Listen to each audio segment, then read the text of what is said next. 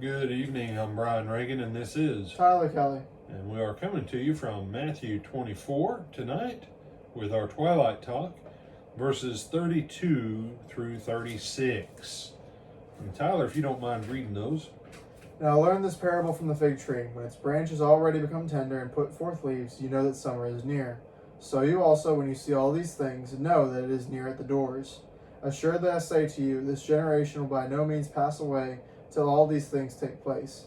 Heaven and earth will pass away, but my words will by no means pass away.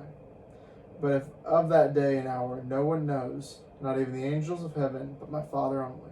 All right. And so Jesus is finishing what he is saying about the Great Tribulation and Jesus coming in judgment against Jerusalem. And he says, learn this parable from the fig tree. Now, fig trees are not abundant in America. We don't see them everywhere. Honestly, had I not had my own fig tree at one time, I probably wouldn't know what a fig tree looked like, let alone what figs look like. Even though I've eaten fig Newtons my whole life, I didn't know what an actual fig looked like. But we have sayings in America, like corn, if it's knee-high by the 4th of July, you should have a good corn crop, etc. We have any number of things agriculturally that relate to that.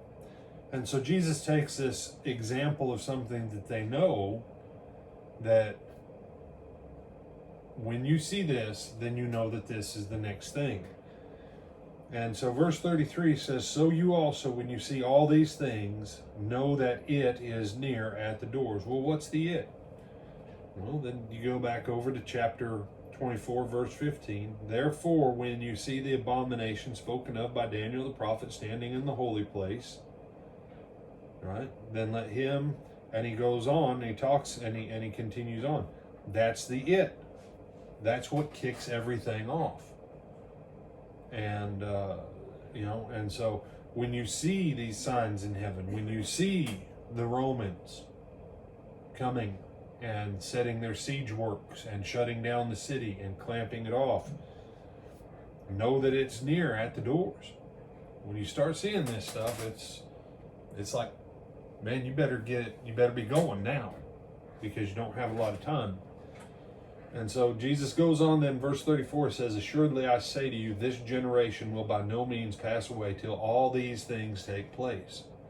Everything prior to verse 34, from 15 through 34, is one complete thought that all this stuff has to happen during that generation.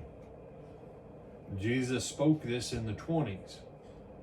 If a baby was born and that baby lived to be 90 years old, by no later than the year, say 120, all this stuff had to happen. We know that it happened from the year basically 67 to the year 70, that this is when all this stuff happened historically. But the simple fact Jesus says this generation will by no means pass away till all these things take place. It has to happen in that window. And so you cannot take this stuff and say it'll happen 2,000, 3,000, 4,000 years in the future. No, it had to happen within about a 70 to 90 year window at the most. Heaven and earth will pass away, but my words will by no means pass away. Jesus is saying what I've just said is more certain than the structure of the entire universe. That's his point. And he contrasts it then with verse 36, and verse 36 is where we'll start tomorrow night. But of that day and hour, which day and hour?